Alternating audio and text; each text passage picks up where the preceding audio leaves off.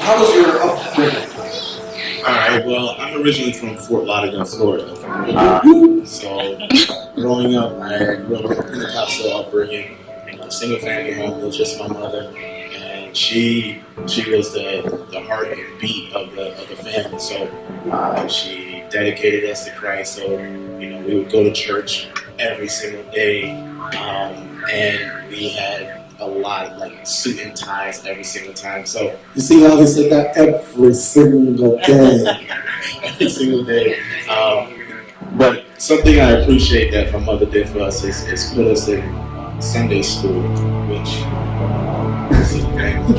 Sunday school, and it gave us the foundation to know the word and to make it applicable. Granted, life wasn't the easiest, but that's essentially what she tried to do as best as possible to give us that future and that foundation. Lyndon, and I know that you spent some time, with sports and doing a lot of that. Oh, something happened to her. That's okay. Do that. And so you spent some time with sports, and how did that? How was that part of your life, and why was it a big integral part of your life? Well, for one, the reason why I really got into sports, I was a drug addict, and when I say drug addict, I was addicted to trying to find value. Growing up, my father wasn't around, so I was trying to seek that value, that togetherness. So I started out these things by playing sports because I was a part of a team.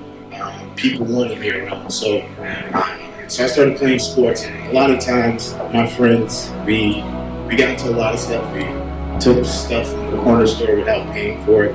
That was kind of the path that I was heading, and then one day this lady was like, You borrowed stuff. I borrowed it, Okay. with no intention to pick it. and she didn't call the police on me. And that day, I was like, okay, I'll change my life.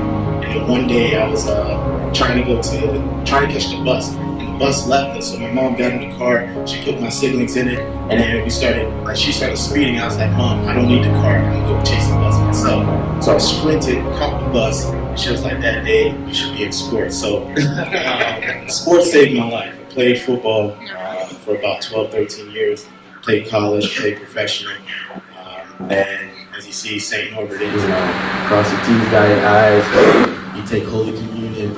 If you sin one time in your life, you die on the spot. So when I met Pastor Juan, he had a very similar mindset that I had. It was all about love, and God is love. So through love changes people. Giving love and without expectation is by far the greatest gift, and he exemplified it. And I was like, I don't know why, but I'm connected to this guy. I came into church, I started crying. People saw me, I was like, I don't care. Because, I know where God has brought me from, and I know where I am here today, and connecting with Pastor Juan has been one of the best things that I had in my life so far. Praise the Lord. Amen. Just tell us how do you see hope in the future for yourself? What do you see yourself doing in ministry? What do you see yourself doing for the Lord? And what are some of your hopes and dreams for the future? Well, for one, I've always ran away from this stuff. My mother would always say, "You're gonna be a pastor." I was like, "Yeah, that's not happening." I have a lifestyle that doesn't. I said the same thing. Lifestyle. So, but after learning and growing and going through my hardships, I feel a call to serve and to serve not people just for my own good, but to enlighten others, to inspire others, to give that hope, to give that motivation that hey, your current situation is not your final destination. What you're going through doesn't say that you're a bad person. Is through the growing pain, it's going to make you stronger and build that brick, that step, that staircase until where God is going to get you. So I'm on this journey and I'm excited and and God has done amazing things in my life and the people around me. So I definitely want to give that back because, you know, from Spider-Man, with great power comes great responsibility. So I feel like I'm called to serve and serve a higher purpose. Amen. Well, you know, I am thankful for David and his story.